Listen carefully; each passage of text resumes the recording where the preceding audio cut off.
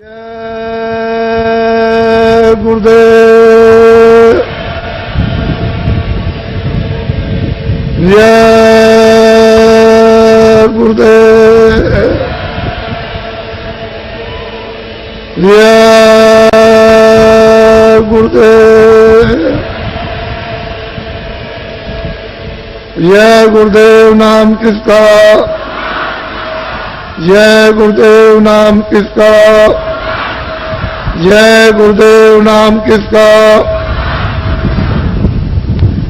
देखो ये मनुष्य मंदिर है, भगवान ने आपको अमूल्य चीज दे दी है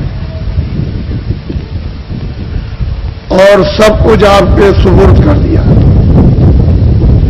उन्होंने अपने हाथ में कुछ नहीं रखा। इस मनुष्य को अनमोल चीज देकर के पूरी आजादी और पूरा अधिकार दे दिया। किसी तरह की भी उसने जरा भी किंचित मात्र भी रोक टोक नहीं रखी है। आप आंख से, कान से, मन से, बुद्धि से, हाथ से, पैर से जैसा चाहो वैसा कर्म करो, अच्छा बुरा, उसकी तरफ से जरा भी रोक टोक निशान को भी नहीं। देश की जितनी भी वस्तुएं हैं अपनी, देश में जितने भी मानव हैं सब अपने। देश एक मुसाफिर खाना है, एक सराय है जिसमें हम लोग सबके सब उस सराय में, बड़ी सराय है, बड़ा धर्मशाला है जिसमें आ रहे और जा रहे, और हम सब लोगों का मिलन थोड़े से समय के लिए, ज्यादा समय के लिए नहीं है। मित्र है, दोस्त हैं, परिवार है, बच्चे हैं, माँ है, बाप है, रिश्तेदार है, कौम है, कौमियत है, ये थोड़े दिन का यहाँ मिलन। इसका भी पूरा पूरा बोध करा देना है कि ये मुसाफिर खाना, ये परदेश है, इसमें इस प्रकार का मिलन है। तो आप लोग जितनी देर तक मिलो जुलो सद्भाव से, सप्रेम,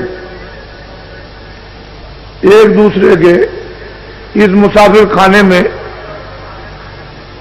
जो धर्मशाला उसमें काम आओ, आप उसके काम आओ, वो आपके काम। इससे परस्पर ये मानो भौतिक बुद्धि, प्रेम, विवेक का बढ़ेगा। जब प्रेम आपस में विवेक का बढ़ने लगेगा तो भौतिक बुराइयां अपने आप क्षीण होने लगेंगी, कमजोर होने लगेंगी। उनकी तरफ से बुराई से लगाओ कम होने लगेगा। चाहे वो हिंदू हो, चाहे मुसलमान, चाहे सिख ईसाई, छोटा बड़ा, अमीर गरीब, कोई हो, लगाओ कम होगा। जब हम में आपस में प्रेम बढ़ेगा, भौतिक सांसारिक बुद्धि विवेक का, तो फिर हमको ये सुनने को मिलेगा कि हम तो विशेष काम के लिए यहां भेजे गए, मालिक ने हमको अनमोल अपनी कारीगरियों से हमको ये तन, ये शरीर, ये जिस्म दिया है, तो हमारा काम तो और है इन्हीं के कामों के साथ में। तो आपने फिर आत्मिक जागृति आप में होगी और फिर वो आत्मिक प्यास लगेगी। जब भूख लगेगी, प्यास लगेगी, तो आदमी उसके लिए कि हमको प्यास लगी है और ये सब अच्छा नहीं लगता, तो वो दौड़ेगा कहीं पानी मिल जाए। तो महात्माओं के पास में ये जल है, भोजन भी है और जल भी, वहां इनको आध्यात्मिक पीने को मिलेगा। उनके पास इसका मुहाना है, स्रोत है, झरना है जो निकल रहा। उस घाट पर अमृत की धारा निकल रही, पीने वाले पी सकते हैं, लेकिन आपको प्यास लगे तब मुंह बंद किए रहोगे, जबरदस्ती कोई मुंह में खोल करके अगर डालना चाहे पानी तो आप बंद कर लो, तो कैसे डालें? तो उसे प्यास के कारण मुंह खुल जाएगा।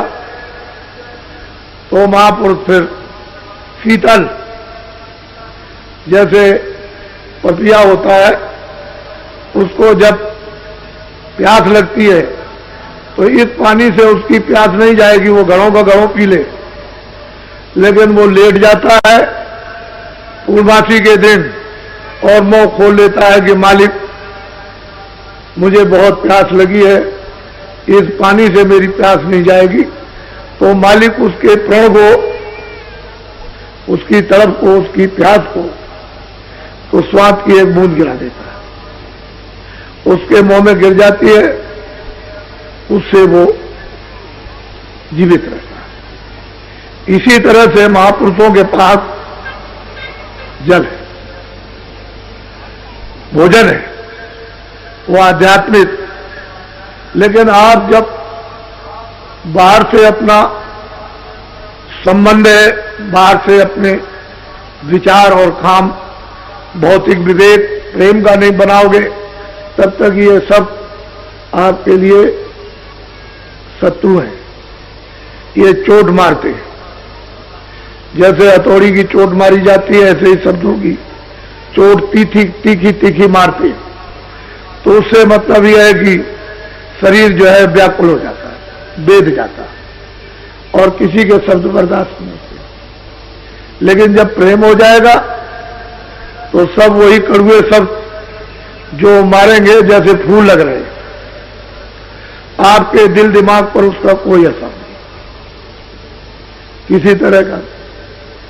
तो असल में चीज यह है कि ये जो प्रस्ताव पास हुए ये काम के लिए, दया आपके साथ शामिल है। वो जब आप चलोगे तो निमित्त मान बन जाओगे, दया काम करें। काम आपका कम और मेहनत कम और काम ज्यादा दिखाई देगा। ऐसा मालूम होगा कि पहले ही से कोई काम कर गया, लेकिन तुम निमित्त मात्र तो बनो। तुम निमित्त मात्र बन के जब तो प्राप्त करो, और तुम निमित्त मात्र नहीं बनोगे तो ये बोध और अनुभव कैसे होगा कि आगे कोई काम कर गया। आपने काफले में देखा और लोगों ने सबने कानों से सुना, बुद्धि से सोचा कि लोग बैठे हुए हैं, कहते हैं अरे भाई आपका काफला आप आज आ रहा कि कल निकल गया? कह लगे भाई वो तो अभी पीछे आ रहा, अभी तो नहीं निकला। कह लगे जो लाखों आदमी कल से निकल रहे झंडी लेकर के और जय गुरुदेव बोलते हुए, वो कौन लोग थे? हमने भाई वो तो काफला पीछे आ रहा। सब लोगों ने सुना काफला पीछे आ रहा। जब आपको यह अनुभव हो गया कि देश के भूत भी, प्रेत भी आपकी मदद कर सकते हैं, तो आप ये बात क्यों नहीं समझते हो कि दया हमारे साथ शामिल हो जाए, हम निमित्त मात्र बन जाए, काम करने वाले आगे काम कर देंगे। तुम समझोगे कि ये काम तो पहले ही से तैयार है। तो उसमें आपको ये राज नहीं मालूम। तो अभी जो तकलीफ आ रही है, ये 92 का वर्ष है। इसमें विश्व और भारत के लिए इसमें राजनीतिक तरह तरह के उथल पुथल, ये नहीं कि सारे मुल्क में, सारे विश्व और भारत में, और सामाजिक जातियों का उथल पुथल, साथ ही साथ में धार्मिक, ये सब उथल पुथल होगा। और सारे विश्व में आर्थिक, ये मत समझो कि आर्थिक रुपए पैसे का उथल पुथल भारत में नहीं, सारे विश्व में, चाहे अमेरिका हो चाहे रसा हो। आपको तो जरा ज्ञान प्राप्त करना चाहिए। जो इतना कट्टर कम्युनिस्ट बात, जिसके लिए मैं कहता रहा कि भाई चीन भी खत्म हो जाएगा, पहले से चिल्ला रहा, तो ये मजाक समझते थे। ये समझते थे बाबा जी ऐसे ही अंधेरे में कह रहे हैं, ये रसा खत्म हो जाएगा, ये चीन खत्म हो जाएगा, चीन बात खत्म हो जाएगा, ये बात खत्म हो जाएगा, और वो लोग मस्जिद में और मंदिर में जाने लगेंगे, और वो लोग अपनी देवी देवता की पूजा करेंगे। तो ये लोग उस समय पर मैं बोलता था तो मजाक समझते। आप इसकी प्रेरणा लो, जो अभी 6 महीने के अंदर में रसा में कितना बड़ा परिवर्तन हुआ कि कल कुछ आज कुछ, और फिर उसके बाद कुछ और उसके बाद कुछ और बिल्कुल खत्म हो गया। तो क्या आप अपने यहां नहीं समझ सकते? उसको समझना चाहिए। दूसरे देश की मिसाल अपने यहां भी लेनी चाहिए। ऐसा नहीं कि गुमसुम बैठे रहे आंख बंद करके और बुद्धि को कुम्मक बना ले कुएं जैसा, और बस उसी में बस उतना ही, उससे आगे कुछ नहीं। तो बहुत बड़ा आर्थिक परिवर्तन, और इसमें बनेगा कारण। ये मेरी बात को अभी याद नोट कर लो कि 4 प्रकार के तो मुद्दे हैं, राजनीतिक उथल पुथल के, सामाजिक जातियों के उथल पुथल के, धार्मिक उथल पुथल और रुपए पैसे का अर्थ का उथल पुथल, लेकिन इसमें शाखाएं अलग हैं। तो इसमें बनेगा कारण। ये 92 का साल चैत तक लगा रहेगा। अंग्रेजी महीने से तो खत्म हो जाएगा आपका दिसंबर में, जनवरी में खत्म हो जाएगा 1 जनवरी को, लेकिन ये 92 का वर्ष जो है वो चैत तक रहेगा। इसमें बनेंगे कारण। जब कारण बन जाएगा तो बच्चों कार्य, मैं इनको कोई कष्ट नहीं समझता, मेरी निगाह में तो ये कुछ तकलीफ तो आगे आने वाली। आप सब लोगों को तो ये प्रक्रिया पता नहीं कि कुदरत की, भगवान की क्या लीला। हम तो ईश्वरवादी हैं। विश्वास मनुष्य हो, मनुष्य बनो और अपने को दीनता स्थान पर बैठो, दीन होकर के। तो जब दीन बनोगे तो सब लोग आपको उठा लेंगे, गोद में उठा लेंगे, सब प्यार करेंगे, सेवा करेंगे। बच्चा नन्हा मुन्ना होता है तो उसको किसी भी जात का हो, उससे क्या किसी जानवर का हो, छोटा बच्चा के सब उससे प्यार करते, क्योंकि उसमें कोई राग द्वेष तो है नहीं है, तो सब लोग उसको प्यार करते हैं, उसको खिलाते भी है। तो जब तुम छोटे बन जाओगे बच्चे की तरह से, तो सब तुमको प्यार करेंगे, तुमको खिलाएंगे। तो तुमको छोटा बनना चाहिए था। छोटे बनते तो फिर मतलब यह है कि बड़े, छोटे और बड़े बने तो बड़े से क्या होता? बड़े से होता क्या? एक चिड़ी मार, चिड़िया पकड़ने वाला, वो चिड़िया पकड़ के बाजार में ले जा करके बेचता था। छोटी छोटी चिड़ियाएं पकड़ता था, बड़ी कोई नहीं पकड़ता था। बस एक पिंजरे में बड़े में ले गया और 2 आने की, 4 आने की, 2 आने की, 4 आने की, वो सब लोग आए और चिड़िया खरीद करके ले गए। तो एक बहुत चिड़ी मार, उसने कहा, अरे भाई तुम क्या देखते हो? कह लगे, भाई मैं देख रहा हूं, मुझे कोई मजदूरी नहीं मिल रही, तुम देखते नहीं हो, ये चिड़िया ले आता है और बस आकर के यहाँ फटाफट 2-3 घंटे में बेच के चला जाता है, तुम भी चिड़िया पकड़ के ले आओ। तो वो बेचारा उसके कहने से गया, जंगल में इधर उधर देखता रहा, तो उसको देख करके चिड़िया उड़ गई, उस पेड़ से और दूर चली गई। तो एक तालाब में एक केकड़ा था, ऐसे बैठा हुआ था इस तरह से।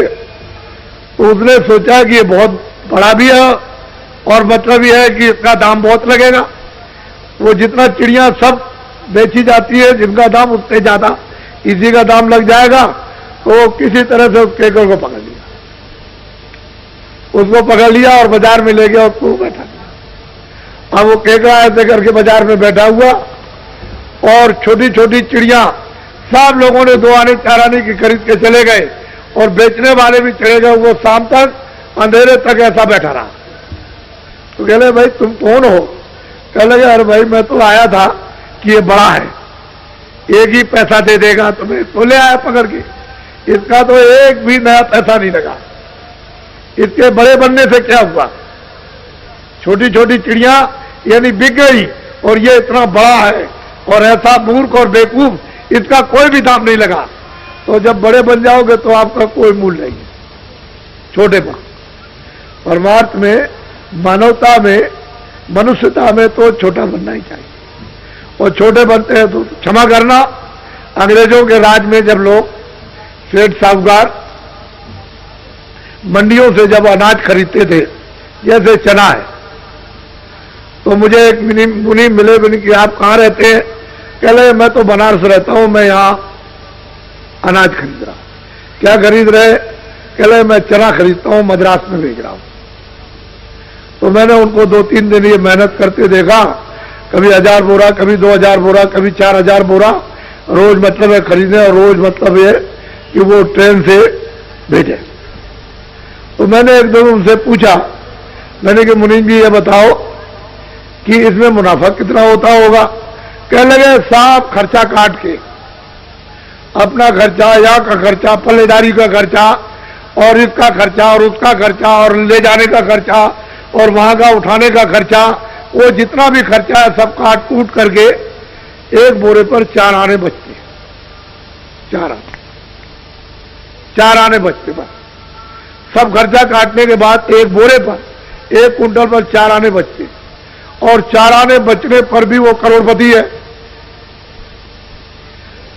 तो उस समय पर कितनी मेहनत कि अच्छा से अच्छा सामान, और मतलब यह है कि ज्यादा से ज्यादा जब जरूरत हुई तो फौरन मद्रास, फौरन गुजरात, फौरन यहाँ, फौरन आसाम, और भेज दिया। और 2 आने बोरा बच गया, 4 पैसे बोरा बच गया। लेकिन वहां जनता को भूखों नहीं मरने देते थे ये लोग। आज यह है कि आप पड़ोस में भी अगर चिल्ला रहे हो जनता कि हम भूखों मर रहे, अनाज नहीं है, तो यहीं बगल में नहीं जा सकता, इसी जगह। तो एक सेठ साहूकारों का प्रबंध और एक इनका प्रबंध, जमीन आसमान का अंतर। ये चिल्लाते ही रह जाए रेडियो अखबार पर, और मौके पर वहां कुछ भी न जाए, और ये कहते कि वो तो पहुंच गया, तो जनता को चकमा दिया, धोखा दिया, पहुंचा कुछ नहीं। तो पहले सेठ साहूकार इस तरह की सेवा करते थे। और कोई सेठ साहब, सेठ जी आप बहुत बड़े हैं, आप बड़े दयालु हैं। यहाँ ये सब गायें जो चरती हैं जंगल में, यहाँ कहीं भी पानी पास में नहीं है, तो हमारी प्रार्थना है कि एक बावली बनवा दीजिए। उनका अच्छा ठीक है, चलो मुनीम जी एक बावली खुदवा दो, वहां जानवर प्यासों मरते। कहीं कुआं है, जरूरत पड़ गई, आदमी कुआं बनवा दो। कह लगे बहुत आदमी आते जाते हैं, सेठ जी एक धर्मशाला बनवा दे। क्या अच्छा। तो वो अपने उस मेहनत से के उस कमाई में से पुण्य भी करते रहते थे। आज अगर कोई बना दे तो पैसे कहां से ले आए? तो वो भी एक काम नहीं कर सकता। तो धर्म में भी चोरी और धर्म में भी झूठ, और धर्मशाला बनवाने में, बावली बनवाने में भी धोखा और बेईमानी। तो ये बताइए कि अच्छे आदमी किधर रह गए? एक युग जमाना ये था, अच्छी कमाई थी, सब लोग शुद्ध पवित्र रहते थे भगवान पर। अब तो सब गड़बड़ हो गया। अब तो उसकी दिशा ही दूसरी है, और वो आपको पकड़नी पड़ेगी थोड़े दिन के बाद।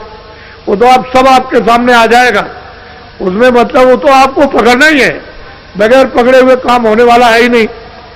तो इसलिए उनको भी इज्जत मिलता था, कीर्ति होती थी, और वो भी समझते थे कि मेरी मेहनत में से कुछ लोगों की सेवा हो जाए, जनहितों की तो अच्छा है। आजकल कुछ नहीं, आजकल तो सीधा दिल्ली और भोपाल ले आइए पूरी कमाई में से, तो रख लेंगे वो, और कहेंगे जो भी कमाओ लाओ यहाँ गई। तो बेचारा क्या करेगा? इसी काम के लिए सोचा समझता है कि ये कारखाने दुकानें सब बंद कर दी जाए तो अच्छा रहेगा। तो अभी ये दोषी, जनता कहती है ये दोषी, बता कहते हैं वो दोषी। तो ये सब बातें जो है अनर्गल, अनविचार, विवेक में कोई चीज जानकारी में नहीं, जो जैसे आया वो पकड़ा आपने, उसकी दिशा वगैरह कुछ नहीं, बस चिल्ला रहे सबके सब। तो असल में पूरा का पूरा माहौल ही बिगड़ गया। अब धीरे धीरे आपको इस तरफ लाया हूं, और इसमें ये चीज वहां तक पहुंच जाएगी, जंगलों तक। अब ये जंगलों के लोग भी चल पड़े और अपने आप को बदलने लगे। कितने कितने डकैत और चोर जो सरनाम थे, उन्होंने सब अपने अट्टे कट्टे, बंदूक, राइफलें बाहर की, ये वो सब उठा करके जमीन में गाड़ दी, और अच्छे सज्जन बन के भगवान का भजन करना। तो कहने लगे मुझे महाराज अब कुछ नहीं करना, मैंने जो कुछ भी दुनिया में किया था सब कर लिया। अब तो मुझे अपने किए हुए की क्षमा याचना करनी है, पश्चाताप। अब मैं ये काम कभी नहीं कर सकता। जब मेरी समझ में नहीं था, मेरी समझ में आया। अब मुझको मतलब ये कुछ अंकुर, कुछ बुद्धि विवेक में आया, ये मनुष्य शरीर जो कुछ रह गया उससे कुछ काम कर लिया। तो कितने चोर कितने डकैत बदले। ऐसा मत तुम्हारे बीच में से उठा ले और तुमको लेके चले जाओ और आप कुछ नहीं कर सकते हो। ऐसे लोग यहां बैठे हुए हैं यहां पर, और अब साधु हो गए। कुछ नहीं, अब उनको तमाचा भी मार दो, कुछ नहीं तो उनको जरा कड़ी बात कर दीजिए तो बस समझ लीजिए कि आपका लापता हो गया, पता नहीं लगेगा। तो ऐसे ऐसे लोग बदल गए। और अब साधु सज्जन दयावान कि दूसरे की तकलीफ को देख के बर्दाश्त नहीं कर पाते। पहले क्या थे और अब क्या। तो ये तो हमेशा परिवर्तन होता है, कोई आज का कोई प्रमाण नहीं है। ये तो पहले के भी प्रमाण है, अब भी है और आगे भी रहेंगे। तो बहुत परिवर्तन हुआ। तो ये तो आपको उसका भगवान का आशीर्वाद मिल गया। अब यह है संदेश, आध्यात्मिक है। ये जीवात्मा बहुत सदियों से इस जिस्म में इन कारागारों में बंद है। वैसे तो आपकी आजादी जो थी उसी का आपने दुरुपयोग कर लिया, तो कर्म बंधनों में आप बंध गए, इसलिए ये सजा भोग रहे हो। ये पशु पक्षी चार ही खाने हैं, अंडज, पिंजर, उगमज और अस्तावर। जो अंडे से पैदा होते हैं वो सब अंडज, जो भी अंडे से पैदा हो उसको अंडज खान कहते हैं। जो पिंड से पैदा हो, जेल से, वो सब पिंडज कहते हैं। उगमज कहते हैं जो जमीन से निकल आए, जीव जंतु आदि जब निकल आते उसको उगमज खान कहते हैं। और अस्तावर कहते हैं वृक्ष आदि जो पृथ्वी पर खड़े हुए। तो ये जीवात्माएं कर्म करके अस्थावर में यानी वृक्ष आदि होनी में चली जाती और हजारों हजारों वर्ष तक जो है वहां खड़ी रहती। ऐसी जगह पर उनको जन्म दे दिया जाता है। जैसे नाखून है तो इनको आप काट दीजिए, यानी पके हुए नाखून तो कोई तकलीफ नहीं, ऐसे डाल काटिए, ये काटिए, ऐसे काटिए, तो जीवात्मा को कोई भी उस पर तकलीफ नहीं, कोई आवाज नहीं। उस तकलीफ का नाखून काटिए, बाल काटिए, मूछे काट दीजिए, दाढ़ी रोज बनाते हो तो आपको कोई तकलीफ नहीं। लेकिन चमड़ी काटो तो फौरन चिल्ला पड़ोगे, कच्चा नाखून काटो चिल्ला पड़ोगे। तो कुदरत ने ऐसी चीजें बना करके आपको दी हैं कि जीवात्मा को जहां जरूरत है वही तकलीफ और एहसास होता। तो वो योनि है 4 खाने 84। अब नस्लें हैं, 84 लक्ष नस्लें हैं। पिंडज खान में कई नस्ल के पंछी, कई नस्ल के जीव जंतु, कई नस्ल के सांप, कई नस्ल के पंछी, कई नस्ल के कीड़े हैं, कई नस्ल के जानवर हैं। ये सब छोटे बड़े जानवर। तो ये अलग अलग कई नस्ल के पेड़ हैं, कई नस्ल के उपजीव हैं। तो उसमें 84 लक्ष्य, ये 4 खाने। तो इसमें जीवात्मा विचारी बंद, अपने कर्मानुसार सजा देती गई, भोग रही। आपको कोई अधिकार नहीं है कि भगवान ने उसको सजा दी है तो आप उस पर जुल्म करो। तो किसी जीव जंतु को आप अपनी समझ से उसको काटो मत। पशु हो, पंछी हो, कोई भी हो, आपको काटने का जिसको जिसने बनाया वही उसका जिम्मेदार है। वो बना भी सकता है, बिगाड़ भी सकता है। तो बनाएगा और बिगाड़ेगा, आपको अधिकार नहीं है। क्यों कि आपको बिगाड़ करके फिर उसमें भेज देगा, सजा दे दे, तो फिर कितनी पीड़ा, कितना दर्द होगा। और नरक है अलग, वो दिव्य नेत्र ज्ञान चक्षु से देखने को मिलते हैं। लाखों लाखों मीलों की लग्गियां होती हैं, यानी बांस जैसी लग्गियां।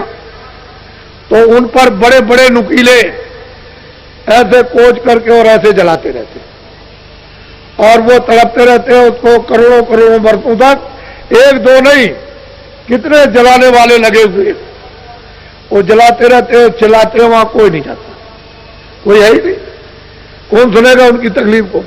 तो जो किया है तो भुगतने जिया, और तूने गुरु पूरा ढूंढ न किया। अगर गुरु को पूरा ढूंढता तो इस जिल्लत से, मुसीबत से, इस आफत से और इस पीड़ा से बच जाता। तूने तो किया नहीं, तो इसमें लगा रहा तू।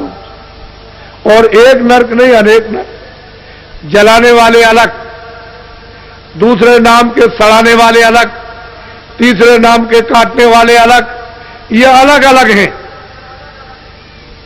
ये अनेकों नरक। उसने इनकी सजाओं के लिए सब स्थान बना रखे और वहां उनको डाल दिया। रोते चीखते चिल्लाते कौन से? तो इसलिए ये मनुष्य शरीर जरा सी गलती पर अगर निकल गया तो बस फिर उसमें देर क्या लगती है, और उधर में बंद कर देगा तो आपके बस की बात तो आपके कोई बस की बात नहीं। कोई जब बाहर के लोग नहीं कुछ कर सकते हैं तो वो तो अंदर से पकड़ के ले जाती। बाहर की आंख और कान और ये वो एक दूसरे का कोई देख नहीं सकता, अंदरी से अंदर ले आए, अंदर से निकालेंगे और उधर निकाल करके उसमें अंदरी से डाल दिया, उस शरीर में बंद कर दिया बस।